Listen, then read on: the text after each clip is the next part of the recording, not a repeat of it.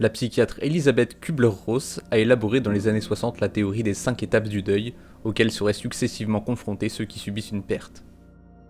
La première étape, le choc et le déni. Je gagnais tout, j'avais le win rate de ma vie. Genre j'étais en mode, de toute façon le seul truc qui peut m'arrêter c'est un Paravan, mais j'ai rien dans le chat. J'ai flame une game et encore, c'est même pas une game où j'ai flame. En fait j'ai flame une game sur 150, j'en ai fait tellement des games sur ce compte. J'en ai fait 150 en 5 jours des games, 150 en 5 jours. Pour une game. C'est manuel, c'est pas possible. Si c'est manuel, c'est pas possible. C'est manuel. Si genre ils veulent pas que je baise leur jeu en fait. J'allais y arriver, c'était sûr. Je me levais tous les matins à 10h, j'avais 70% win rate. En challenger, je gagnais tout. J'en peux plus, c'est trop. C'est une malédiction, je peux pas. Avec la prise de conscience de la réalité de la nouvelle survient la phase de colère, où la personne se révolte contre ce qu'elle ressent comme une injustice. Elle peut trouver un exutoire en désignant un responsable. Je veux plus jamais jouer à ce jeu de merde, putain, je veux plus y jouer. C'est de la merde, je veux juste passer de chal et faire fermer des gueules et voilà, basta. C'était le moment le plus simple pour passer de challenger. En full solo queue, il fallait juste que je joue la journée.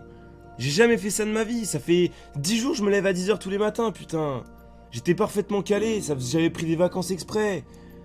J'ai fait du sport, j'étais bien. C'est impossible, j'y serais pas arrivé en fait. Toute ma vie j'ai joué la nuit, de minuit à 7h du matin tous les jours. À me faire trash talk parce que je perdais des games la nuit alors que c'était impossible de jouer la nuit. Là je joue la journée, tout était si simple. C'est quoi, c'est qu'il faut que le compte je joue que la journée pour jamais me faire chat restrict.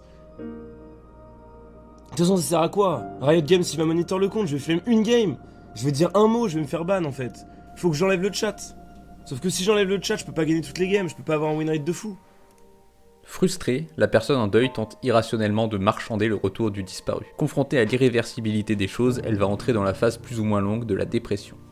Ah mais moi je veux juste qu'on me laisse 15 jours. On me laisse jusqu'au 15. Et le 15 on me banne IP. Voilà, tout simplement. Tout ce que je demande. Je demande rien de plus. Là, je veux qu'on me laisse jouer sur ce compte jusqu'au 15.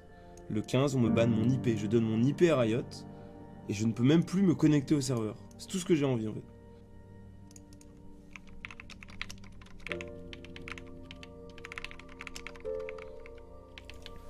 En venant à reconnaître que la perte a bien eu lieu, la personne en deuil sombre dans la déprime, la dépression.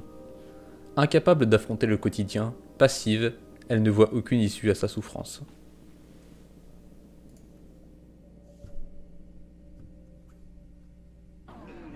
Je suis désolé, je réfléchis, je sais pas, je suis détruit, je sais pas quoi faire, genre je sais pas, je suis perdu, genre. Je voulais juste faire 15 jours, putain, 15 jours, juste 15 jours de tryhard, quoi. Tous les matins, 10h, ça aurait été parfait, genre. Survient enfin un moment où la personne déprimée trouve en ses ressources propres ou avec un accompagnement la force de sortir de sa douleur et son Non, mais isolement.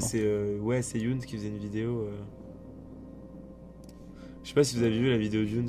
Il n'y avait pas de blacklist pour les événements, etc. À part Sardoche.